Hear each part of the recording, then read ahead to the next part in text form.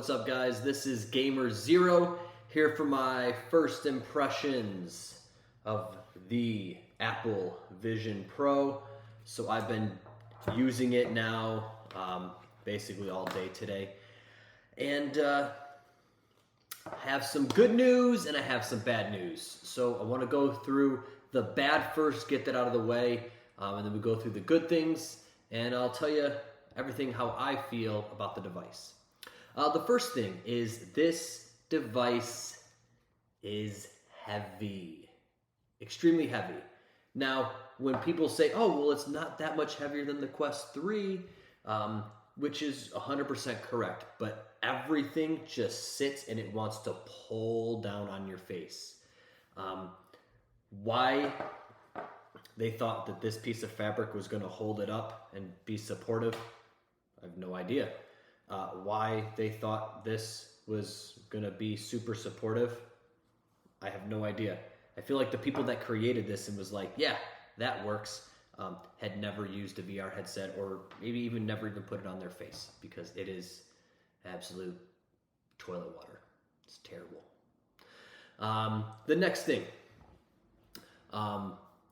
when it is sitting on you, it wants to just push on here. Just wants to push on here, on your cheeks and against your forehead, and it's just a very uncomfortable experience. After literally just minutes, I was like, man, when is this going to be over? So yeah, it is extremely heavy and very, very, very uncomfortable. I want to talk about the pass-through, because that was something that Apple was like, hey, this is going to be the best pass-through. And while it might be the best pass-through, it is still really bad in a sense that the pass-through is very dim.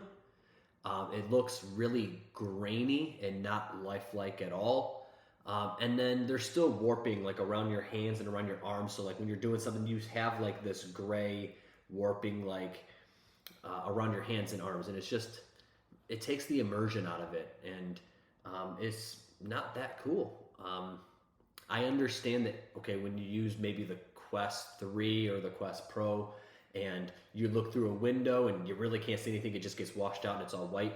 With the Apple Vision Pro, you can absolutely look through the windows and you can go outside, you can go on your skateboard if you wanted to, and you're fine. It comes with a cost, and that cost is it's just going to be a little bit more blurry and a little bit more dim. The next thing I want to go into is the Optic ID. I had maybe a 75% success rate using Optic ID, depending on if it was maybe slightly too high or slightly too low, or if I put the slightly thicker face cushion on. Optic ID didn't want to work, so I had to either poke and type in my code, or I had to look and you know, I mean, it is what it is. I just wish that it would work a little bit better. I don't want to knock it too much. It is a first-gen device, but I want to give you guys the good and the bad. The next thing is going to be the personas. I don't know where. I get it that that Meta has like a very cartoony like persona, and Apple wanted to go more realistic. But looking at least my persona, it was creepy. Like, it's this weird, like, it's not real life, it's not a cartoon, it's this weird Bert Henson looking Nightmare Before Christmas. I don't know, it's weird. It's just not good. In my eyes, it's just not great.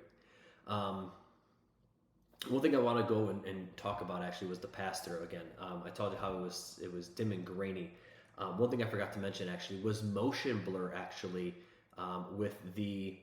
through the pass-through. So if you're walking through your house or doing anything, there is definitely motion blur with everything. So it's not super crisp and clear. So I don't necessarily know how they can get around that, but there definitely is a little bit of motion blur when you're in the pass-through. So sorry I had to backpedal on that.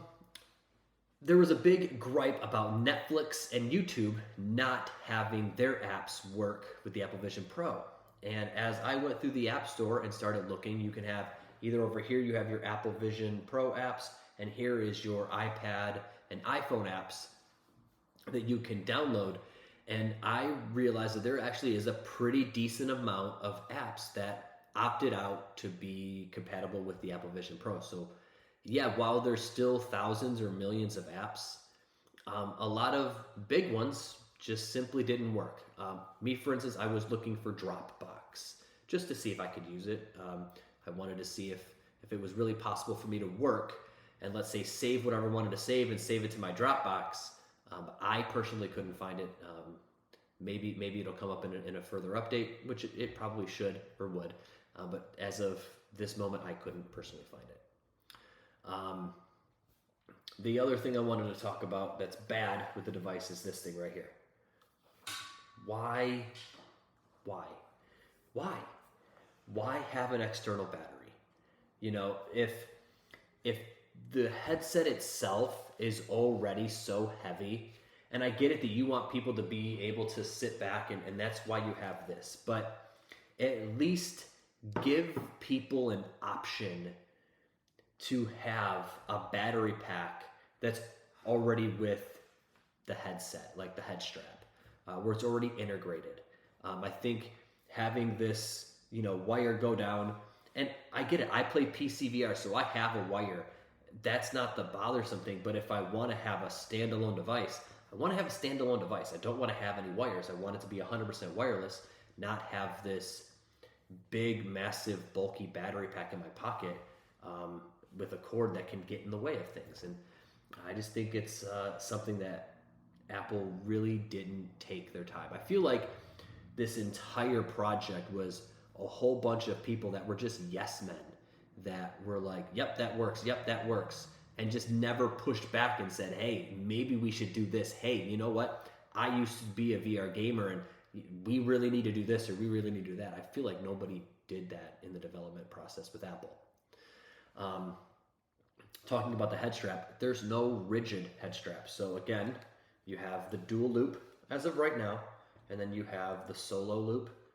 And I feel like if this had a nice rigid head strap, even a halo strap to take the pressure off of your forehead and eyes and cheeks, it would make a world of difference. So, maybe in a couple of months, maybe Kiwi creates a head strap for it, or maybe Bobo VR creates a head strap for it. Maybe there's other makers that start making head straps for it that will make it more comfortable. But as of today, on launch day, it is not available. So I really would like a rigid strap.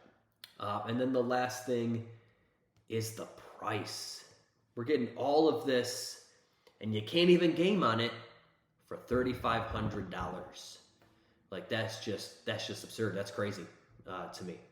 I wanted to get it. I really, really, really wanted to get it, and I wanted it to be awesome. It's a letdown for me.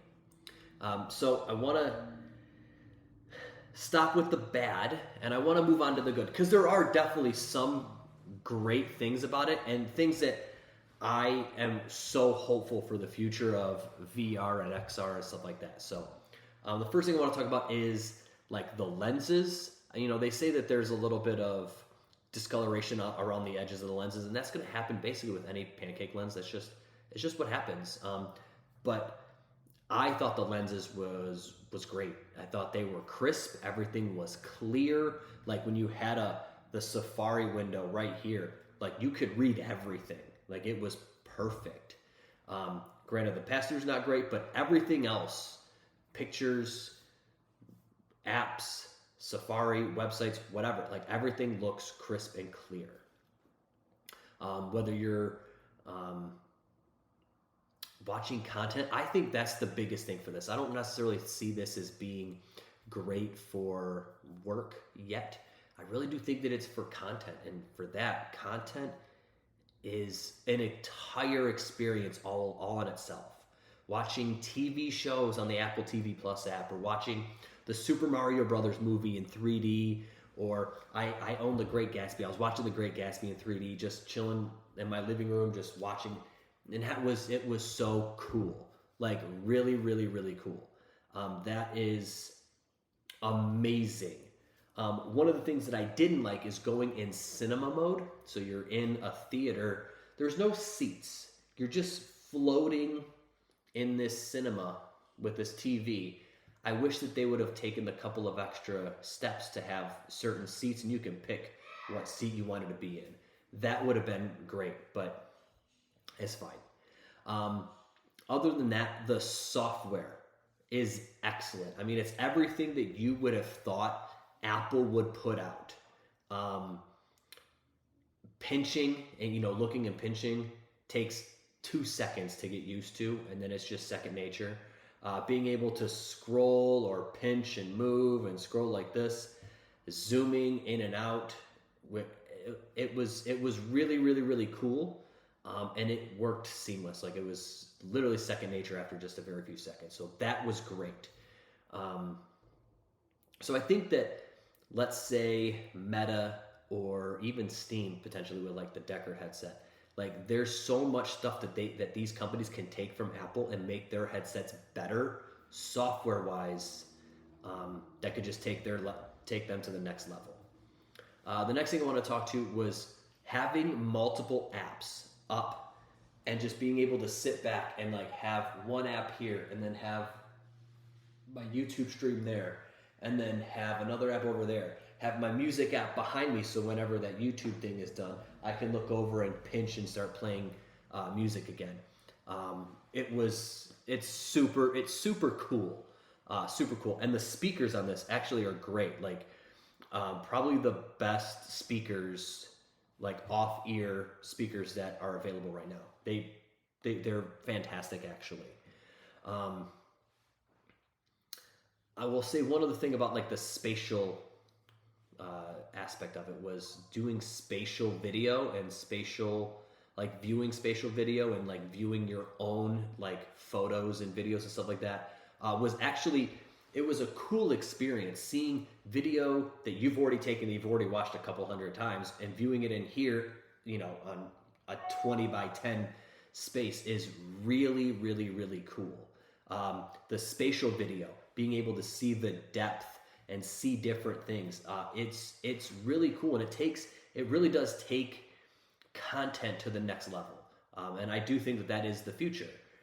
So it is really, really, really, really awesome.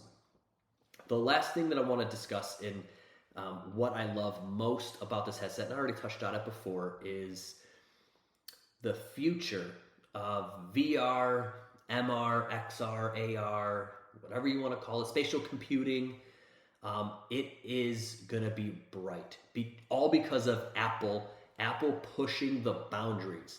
You've already seen Meta taking, tips from Apple, and hey, they're going to start having some spatial content and spatial computing features and stuff with their Quest 3 and a new update. So what Apple is going to do, while it's not a great headset today, it may be a great headset maybe down the line with different accessories, but the Apple Vision Pro it's going to take the whole industry and just take it up a notch. And that's a great thing, just for the industry in general. So I do hope that you guys enjoyed the content. I am a PC VR gamer, and I wanted to give you guys a different perspective than what you guys can currently find on YouTube. Right now, you just have these tech enthusiasts that have the device for a day and kind of toss it to the side. I wanted to give you a real person's perspective. So I hope you enjoyed. If you want, I am going to be making some more content using this. I'll probably have, I would say, 3 to 5 videos up within the next 3-4 days, just doing some silly stuff with it. I don't want to tell you about anything now because I want to be the first one to do it. So definitely subscribe to the channel, like the video, definitely post comment if you want to tell me what you think about the device, what you wish it had or didn't have, or any content you would like for me to create. Just let me know in the comment section below. I hope you all have a great rest of the day, and take care. Gamer Zero, I'm out. Peace.